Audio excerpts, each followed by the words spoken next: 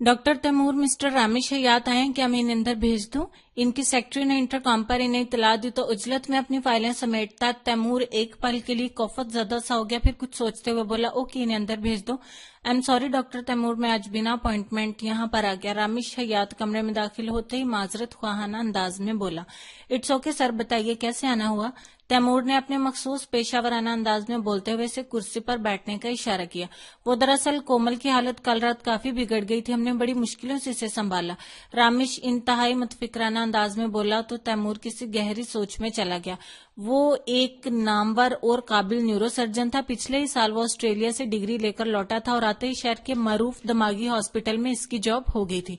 कोमल रामेश हयात जो पिछले कई बरसों से दिमागी और नफ्सियाती मर्ज का शिकार थी, जिसके इलाज के लिए रामेश ने कोई कसर नहीं छोड़ी थी, मगर सेहत याब होने की बजाय बदतदरीज इसकी दिमागी हालत बिगड़ती जा रही थी। मेरा ख्याल है इन्हें आप जल्द से जल्द हॉस्पिटल में एडमिट करवा दें, तैमूर किसी नतीजे पर पहुंचकर बोला। इससे पहले भी कई डॉक्टरों ने रामेश को यह मशवरा दिया था कि कोमल को किसी दिमागी और नफ्सियाती अस्पताल में एडमिट कर दिया जाए, लेकिन रामेश का यह दिल गवारा नहीं करता था। मगर इस बार जब डॉक्टर तैमूर ने कहा तो वो कुछ परेशान सा हो गया। इसी दम तैमूर के मोबाइल पर बेल हुई। इसने नंबर देखकर जल्दी से यस का बटन दबाकर सेल फोन कान से लगा लिया। हेलो पापा, मैं बस अभी निकलता हूँ, वो इंतहाई शर्मिंदगी से बोला। तैमूर, तुम्हें तो शर्म नहीं आती? हम पिछले 1 घंटे से तुम्हारा इंतजार कर रहे हैं और वो हिटलर तुमसे दो हाथ करने के लिए घर से निकल चुकी है, बस वहां आती ही होगी। पापा की आखिरी बात पर तैमूर अच्छा खासा घबरा गया। ओ नो पापा, आपने इस हिटलर को रोका क्यों नहीं? वो तो अस्पताल में आकर एक हंगामा खड़ा कर देगी। तैमूर को यूं चहकते हुए बात करता देखकर यकलख्त रामेश की निगाहों में 2 महीने का अशर आ गया। वो भी शायद तैमूर के बराबर ही होगा, न जाने देखने में कैसा होगा, तैमूर जैसा या फिर। सोचते सोचते यकदम वो रुका था। अशर की गुमशुदगी के सदमे में कोमल को गश पर गश आ रहे थे, जबकि आबदा बेगम और फायका बेगम की भी हालत इंतहाई दगरगू थी और खुद इस समय रामेश को भी मशाम के इस दुख का बखूबी अंदाजा हुआ जो इसने अशर इससे छीन कर दिया था। इसने हर रास्ता अपनाया असजद और अशर को ढूंढने का, मगर हर बार नाकामी ने मुस्कुराकर इसका मुंह चिढ़ाया। यहां तक कि वो न्यूयॉर्क असजद के घर भी पहुंच गया, मगर वहां भी सवाए मायूसी के इसके हाथ कुछ नहीं आया। वो असजद को ढूंढते ढूंढते थक गया, लेकिन असजद इसे कहीं नहीं मिला। आई एम सॉरी मिस्टर रामेश, मुझे अभी और इसी वक्त जाना होगा। तैमूर की आवाज पर वो चौंक कर हाल में लौटा। एक्चुअली आज मेरे मम्मी पापा की वेडिंग एनिवर्सरी है। तैमूर खुशगवारी से बोला तो रामेश के दिल में ठंडक सी उतर जाती थी। इसके लहू में न जाने कितने अरसे से दौड़ता इज़्तिराब इस पल सुकून में बदल जाता, और जब वो कभी बात करते करते भवें उचकाता तो किसी भूली बिसरी लड़की की याद दिला जाता। मेरी तरफ से भी इन्हें मुबारकबाद दीजिएगा, रामेश नरमी से बोला, फिर मजीद गोया हुआ। बेटा, तुम्हारे वालिदैन शायद इस दुनिया के सबसे ज्यादा खुशनसीब वालिदैन हैं जिनका तुम जैसा बेटा है। रामेश के लहजे में इस समय इतनी हसरतें पिन्हा थी कि तैमूर चंद सानिये के लिए लब बेंच कर रह गया। इसी दम धड़ से दरवाजा खुला और एक प्यारी सी लड़की नॉन स्टॉप बोलते हुए अंदर आई। भैया, ये कौन सा तरीका है? आज के दिन भी आप अपने काम में मसरूफ हैं? क्या मम्मी पापा ने आपको इसी दिन के लिए डॉक्टर बनाया था कि आप इनकी शादी की सालगिरह? बोलते बोलते जूं ही इसकी निगाहें रामेश हयात पर पड़ी, इसकी जुबान को यकदम ब्रेक लग गए। आई एम सॉरी, मैंने देखा नहीं कि आप पेशेंट के साथ मसरूफ हैं। अब वो लड़की थोड़ा खफीफ सी होकर इंतहाई मुदबना अंदाज में बोली। रामेश इसे बेहद दिलचस्प निगाहों से देख रहा था। किंजा, ये पेशेंट नहीं, मेरी पेशेंट के हस्बैंड है, तैमूर ने वजाहत की। फिर रामेश की जानिब मुतवज्जो होकर बोला, सर ये मेरी छोटी बहन किंजा है, जो बोलती पहले है और सोचती बाद में है। तैमूर प्यार से इसके सर पर चपत लगाते हुए बोला तो किंजा बुरा मनाए बगैर मुस्कुरा दी। ओके यंग मैन, आप लोग जाकर सेलिब्रेट करें और फिर किसी वक्त मैं आ जाऊंगा। ये कहकर रामेश कुर्सी से उठ गया और दरवाजे की जानिब बढ़ा, जबकि तैमूर ने इस शिकस्ता शख्स के बोझल कदमों को बगौर देखा था। तुम मुझसे जीत नहीं सकती मशाम, सुना तुमने? तुम मुझसे जीत नहीं सकती, मैं कभी तुमसे नहीं हारूंगी। आज फिर कोमल को दौरा पड़ा था। तैमूर ने बड़ी मुश्किलों से इसे काबू में करके नींद और सुकून का इंजेक्शन लगाया था। मिस्टर रामेश, जितना जल्दी हो सके आप इन्हें अस्पताल में एडमिट कर दीजिए, इनकी दिमागी हालत इंतहाई नाजुक हो गई है, तैमूर धीमी आवाज में बोला, जबकि फायका बेगम कोमल के सराहने बैठी आंसू बहा रही थी। बेटी की इस हालत ने इन्हें जीते जी मार डाला था। आप जल्दी फैसला कीजिए, मैं फिलहाल चलता हूँ। तैमूर को हमेशा ही हयात वल्ला में आकर सख्त वहशत होती थी। कोमल का चेकअप करने के बाद वो रामेश के बेहद इसरार पर एक पल के लिए भी नहीं रुकता था। रामेश साहब, मशाम साहिबा से बे इंतहा नफरत और शिकस्त के एहसास ने आपकी वाइफ को इस हाल तक पहुंचा दिया है। हयात वाला से बाहर निकलते वक्त तैमूर इंतहाई तासुब से बोला। वो कोमल की केस हिस्ट्री से बखूबी वाकिफ था, जबकि रामिश कहीं खो सा गया। नफरत और शिद्दत और मोहब्बत में शिद्दत, ये दोनों ही चीजें हमारे लिए बेहद नुकसानदेह हैं। चलता हूं मैं, ये कहकर तैमूर तो चला गया, लेकिन रामिश वहीं का वहीं खड़ा रह गया। ठीक कहा तैमूर ने, ये शिद्दतें ही हमें कहीं का नहीं छोड़ती। मैं कोमल की मोहब्बत की शिद्दत में शाम से ज्यादतियां करता चला गया और आज हर रिश्ते से हाथ धो बैठा। और वो कोमल जो मशाम की नफरत की शिद्दत में आज अपने होशो हवास से बेगाना होकर अपनी ही जात में तन्हा और वीरान हो गई। रामिश खुद से बोलता चला गया। सर, एक मरीज को देखने वार्ड में गए हैं, आप प्लीज इनके रूम में इंतजार कीजिए। तैमूर की सेक्रेटरी के कहने पर रामिश इसके कमरे में आकर इसका इंतजार करने लगा। जब ही अपने अकब से दरवाजा खुलने की आवाज आई तो वो समझा तैमूर आ गया। इसने मुस्कुराकर बैठे बैठे गर्दन मोड़कर देखा तो जैसे पत्थर का हो गया, जबकि मुकाबल वाला इंतहाई इत्मीनान और सुकून से इसकी जानिब देख रहा था। फिर यकलख्त रामिश का सकता टूटा। वो सरद से कुर्सी से उठकर चील की मानिद इस पर झपटा। असजद, तुम मेरा बच्चा कहाँ ले गए थे? बताओ, कहाँ है मेरा बच्चा? अशर, तुम इतने जलील और घटिया इंसान निकलोगे, मैं ये कभी सोच भी नहीं सकता था। रामिश इसका गिरेबान पकड़कर इंतहाई मुश्तिल होकर बोला तो असजद ने इंतहाई तनफर से इसके हाथों को झटक कर अपना गिरेबान छुड़ाया। जिसे तुम यूं चिल्ला चिल्लाकर अपना बेटा कह रहे हो, वो तुम्हारा नहीं बल्कि मशाम का बच्चा था। और अगर तुम्हारे कहने से मैं जलील और घटिया इंसान हूं तो तुम जरा अपने गिरेबान में झांक कर देखो तो तुम इंसान कहलाने के लायक नहीं हो। असजद हकारत आमेज लहजे में बोला तो यकदम रामिश भरभरी रेत की मानिद दीवार की तरह ढह गया, जबकि असजद सुकून से तैमूर की कुर्सी पर जाके बैठ गया। असजद, प्लीज मुझे बताओ, मशाम और अशर कहाँ है? मैं इनसे मिलना चाहता हूँ, इनसे बात करना चाहता हूँ। रामिश का सारा तंतना लम्हा भर में काफूर हो गया। आवाज में नकाहत और लहजे में कमजोरी दार आई। क्यों क्यों तुम इस लड़की से मिलना चाहते हो जिसको तुमने अपनी मोहब्बत का फरेब दिया, फिर इसे बेजान चीज समझकर इससे शादी की और फिर औलाद होने के बाद इसके जिगर का टुकड़ा छीनकर तलाकनामा फेंककर वहीं अस्पताल में मरने के लिए छोड़ दिया। आज फिर तुम कौन सी तकलीफ, कौन सा दर्द इसे देना चाहते हो कि अब भी तुम्हारा दिल नहीं भरा इसे सता कर? असजद जोर से धाड़ा था। मैं मशाम के पैरों में गिरकर इससे माफी मांगना चाहता हूँ असजद, वो इंतहाई नदामत से बोला। तैमूर बेटा, मशाम ने खाने पर तुम्हारे लिए कोई खास डिश बनाई है, मुझसे कहा था तुम्हें ऑफिस से वापसी पर लेता हूँ। असजद रामिश की बात यकसर नजरअंदाज करके तैमूर से बोला। वो न जाने कब का वहां खामोश खड़ा था। रामिश की दरवाजे पर पुश्त होने की वजह से वो इसे अंदर आते देख नहीं सका। मशाम तैमूर, रामिश हक्का बक्का सा जैसे सहरा में खड़ा रह गया। तो इसका मतलब है तैमूर ही अशर? वो जेरे लब बड़बड़ाया और अगले ही पल वो पलटा और तेजी से आगे बढ़कर तैमूर को खींचकर खुद से लगा लिया। अशर मेरे बेटे, मैं तुम्हारी याद में हर पल पल तड़पता रहा हूँ, तुम्हारी जुदाई की आग में लम्हा लम्हा सुलगा हूँ। तुम कहाँ चले गए थे मेरे बेटे? रामिश तारो कतार रोते हुए कह रहा था, जबकि तैमूर साकतो स्पॉट सा खड़ा था। माफ कीजिए मिस्टर रामिश, मैं आपका अशर नहीं बल्कि तैमूर असजद अली हूँ। असजद अली और मशाम असजद का बेटा, वो इंतहाई जज्बात से आरी लहजे में बोला और तेजी से बाहर निकलता चला गया। अशर, रामिश तड़प कर रह गया और कुर्सी पर गिरकर फूट फूट कर रोने लगा। असजद ने एक मुतासफाना निगाह इस पर डाली और कमरे से बाहर चला गया। कल रात कोमल दिमाग की शरेन फट जाने की वजह से इंतकाल कर गई।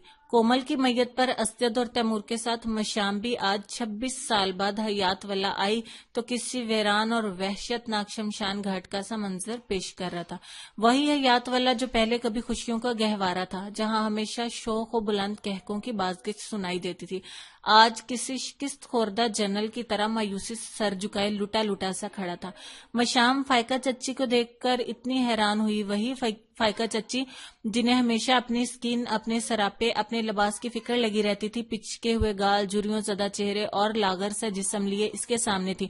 मशाम को गले से लगाकर इतनी बिलक बिलक कर रोई कि इन्हें संभालना मुश्किल हो गया। मशाम, खुदा के लिए मेरी बच्ची को माफ कर दो, इसने तुम्हें सताने की पूरी उम्र सजा झेली है, बस अब इसे माफ कर दो। फायका चच्ची लजाजत से इसके हाथ थाम कर बोली तो मशाम तड़प सी गई। चच्ची, मैं कोमल को तो कब का माफ कर चुकी हूँ, आप प्लीज अपने आप को संभाले, मशाम रोते हुए बोली। मशाम बेटी, जो सलूक हम लोगों ने तुम्हारे साथ रवा रखा था वो माफी के लायक तो नहीं, लेकिन बेटा फिर भी हम तुमसे माफी के दरख्वास्तगार हैं। आफताब चचा ग्लोगिर लहजे में बोले, सब कुछ भूल जाइए चचा जान, अब वो सब बातें किस्सा पारीना हो चुकी हैं, मैं तो सबको माफ कर चुकी हूँ। मशाम इंतहाई जबत से बोली तो आफताब साहब ने اپنی اس اعلیٰ ظرف بھتیجے کو شاید پہلی بار اپنے سینے سے لگایا تھا اور پھوٹ پھوٹ کر رو دیے تھے۔ کومل کو اس کی آخری آرام گاہ پہنچانے کے بعد ان لوگوں نے اجازت چاہی، جب ہی رامیش ان سے منت بھرے لہجے میں بولا، پلیز تم لوگ تھوڑی دیر کے لیے یہاں رک جاؤ۔ بادامی رنگ کے سادہ مگر نفیس سی ساڑی میں گریس فل سی مشام نے اسجد کو استفہامیہ نگاہوں سے دیکھا تو اسجد نے اس بات میں سر ہلا دیا۔ اوکے پاپا، آپ لوگ یہیں ٹھہریے، میں گھر جا رہا ہوں، ویسے بھی کنزا گھر پر اکیلی ہے۔ یہ کہہ کر تیمور نے جانے کے لیے قدم بڑھائے ہی تھے کہ رامیش کی آواز پر وہ یکدم رکا تھا۔ تیمور بیٹا، بس تھوڑی دیر کے لیے تم بھی یہاں رک جاؤ، میں تم لوگوں کو زیادہ وقت نہیں لوں گا۔ اسی وقت تقریباً تمام لوگ جا چکے تھے، بس فائقہ بیگم کے میکے کی 2-3 خواتین یہاں فائقہ بیگم کے پاس ٹھہر گئی تھی، جنہیں نیند کی گولی دے کر سلا دیا گیا تھا، جبکہ غمگین و مزمل سے آفتاب صاحب کسی دوسرے کمرے میں چلے گئے تھے۔ رامیش انہیں ڈرائنگ روم میں لے آیا۔ رامیش، گھر کے باقی افراد نظر نہیں آ رہے؟ اسجد نے مشام کے دل میں کب سے مچلتا ہوا سوال کر ڈالا، جبکہ رامیش اسجد کی بات پر محض ایک گہری سانس بھر کر رہ گیا۔ امی پاپا کی ڈیتھ ہو چکی ہے اور حوریہ آج کل کینیڈا میں ہے، رامیش مختصراً سا بولا۔ اوہ، اسجد کو یہ سن کر افسوس سا ہوا، پھر رامیش کی دگرگوں حالت پر ایک ہمدردانہ نگاہ ڈال کر دھیرے سے بولا، میں جانتا ہوں رامیش کہ تمہارے ذہن میں مجھے دیکھ کر بہت سے سوالات ہوں گے، آج میں تمہیں ان تمام سوالوں کا جواب دیتا ہوں۔ اسجد چند ثانیے رکا، پھر گویا ہوا، جب مجھے پتا چلا کہ تم لوگوں نے مشام کے ساتھ اتنا بدترین سلوک کیا ہے تو میں غصہ سے پاگل ہو گیا۔ میں سیدھا اسی ہسپتال پہنچا جہاں تم مشام کو بے یار و مددگار چھوڑ آئے تھے۔ وہاں سے مجھے معلوم ہوا کہ ایک بڑی نرس اسے اپنے گھر لے گئی ہے۔ میں کسی طرح اس کے گھر پہنچا تو وہاں جا کر مشام کی جو حالت دیکھی تو دل چاہا کہ پستول کی 6 کی 6 گولیاں تمہارے سینے میں داغ دوں۔ مشام صدمے اور رنج سے سخت بیمار ہو گئی تھی۔ میں نے اسے فوراً اسپتال میں ایڈمٹ کرایا اور پھر تقریباً 1 ہفتے بعد اس کی حالت کچھ بہتر ہوئی۔ رامیش یہ تمام حقائق سن کر ندامت و شرمندگی کے سمندر میں ڈوبتا چلا گیا، جبکہ میں اسی دوران انتہائی خاموشی سے مشام کو باہر لے جانے کی تگودوں میں لگا رہا۔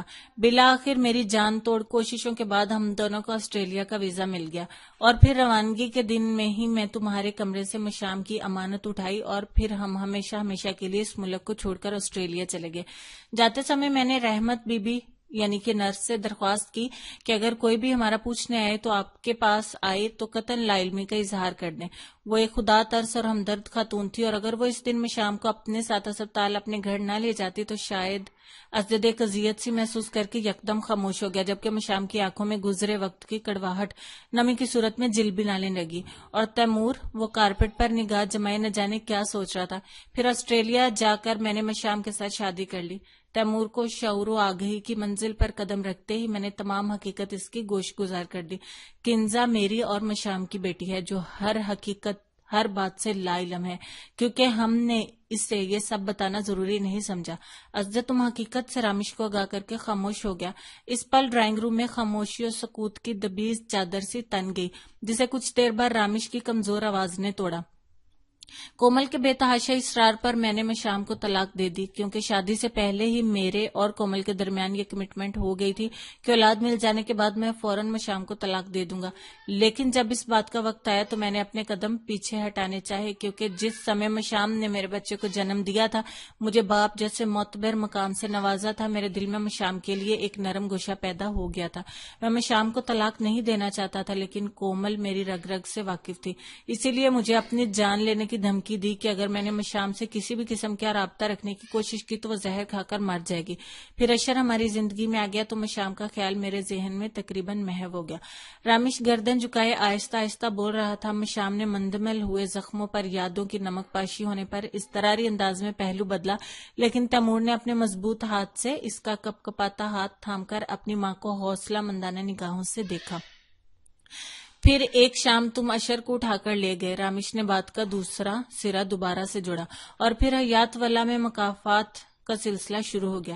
مشام کی التجائیں، اس کی سسکیاں مجھے سوتے سے جگانے لگی۔ اشر کو کھونے کے بعد کومل کی دماغی حالت بھی خراب ہونے لگی، اور امی، وہ کچھ دیر کو رکا، امی کو 2 سال بعد ہی فالج کا زبردست اٹیک ہوا، جس سے وہ اپنے آخری وقتوں میں چیخ چیخ کر مشام کو آوازیں دیتے اور اس سے معافیا مانگتے، اور پھر انہی دنوں پاپا ایک کار ایکسیڈنٹ میں اس دنیا کو چھوڑ کر چلے گئے۔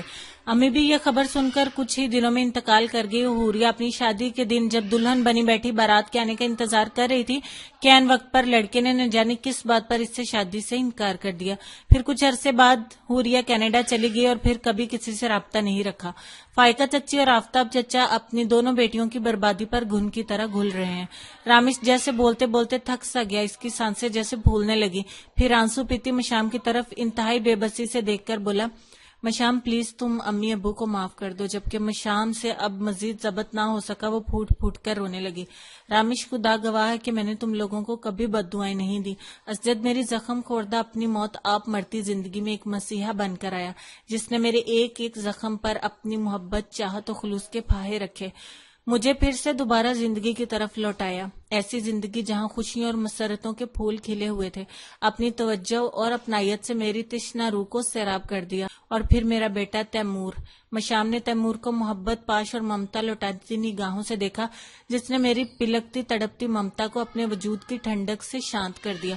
پھر میری بیٹی کنزا نے جنم لیا تو جن محرومیوں کا میں شکار رہی، ہم نے اسے دنیا کی ہر خوشی دے کر ان محرومیوں کا بھی ازالہ کر دیا۔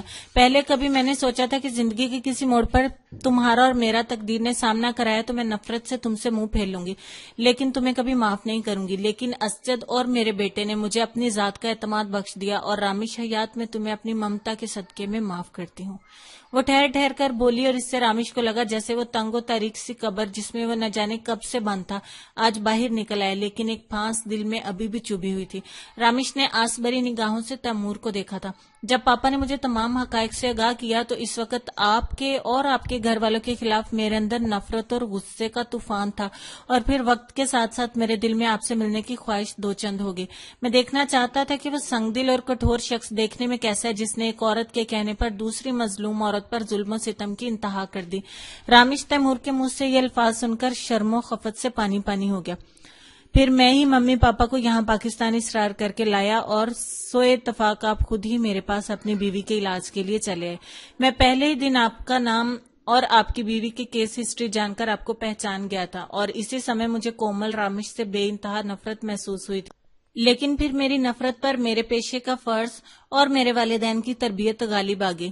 میں نے اسی دن ممی پاپا کو آپ کے متعلق بتا دیا۔ ان دونوں نے مجھ سے یہی کہا کہ میں کومل رامش کا علاج مکمل دیانتداری، خلوص اور تندہی سے کروں، اور بخدا میں نے بالکل ایسا ہی کیا۔ یہ حقیقت ہے کہ بے شک آپ میرے جنم کا سبب بنے، لیکن میں اس بات پر فخر محسوس کرتا ہوں کہ میں اسجد علی جیسے عظیم اور بہترین انسان کے زیر سایہ رہا، اور وہی میرے لیے میرے حقیقی باپ ہیں۔ بولتے بولتے تیمور کی آواز جذبات کی شدت سے بھاری ہو گئی۔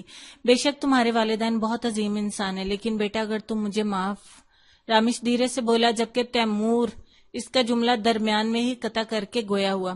آپ پلیز مجھ سے معافی مت مانگے، جب میری ماں نے آپ کو معاف کر دیا تو پھر میں کون ہوتا ہوں آپ کو معاف نہ کرنے والا۔ رامش یہ سن کر خوشی اور انصبات سے کھڑا ہو گیا، اور پھر اگلے ہی پل تیمور کو اپنے گلے سے لگا لیا۔ یہ منظر دیکھ کر اسجد اور مشام دھیرے سے مسکرا دیے۔ پھر رامش نے مشام اور تیمور کی جائیداد کے کاغذات سے اسے زبردستی تھما دیے، جسے تیمور نے بادلے ناخواستہ تھام لیا۔ یہ نادان لڑکی اب تو بالکل سدھر چکی ہے۔ حیات والا سے باہر آتے ہی اسجد نے شوخی سے اپنا مخصوص جملہ دہرایا تو مشام نے گھبرا کر تیمور کی طرف دیکھا جو گاڑی کی جانب بڑھ چکا تھا۔ اوفو اسجد، کچھ تو شرم کریں، اب میں لڑکی نہیں رہی بلکہ کچھ عرصے میں ساس بننے والی ہوں۔ مشام جھینک کر بولی، بھائی تم چاہے نانی دادی بھی بن جاؤ، میرے لیے تو نادان لڑکی ہی رہو گی۔ اسجد لہجے میں پیار سمو کر اسے محبت بھری نگاہوں سے دیکھتے ہوئے بولا تو مشام بھی اسے دیکھ کر مسکرا دی۔ شاہراہ زندگی میں اب کوئی اندھیرے اور دکھ کی پرچھائی مشام کے تعاقب میں نہیں تھی، بس اب ہر طرف اجالا ہی اجالا تھا۔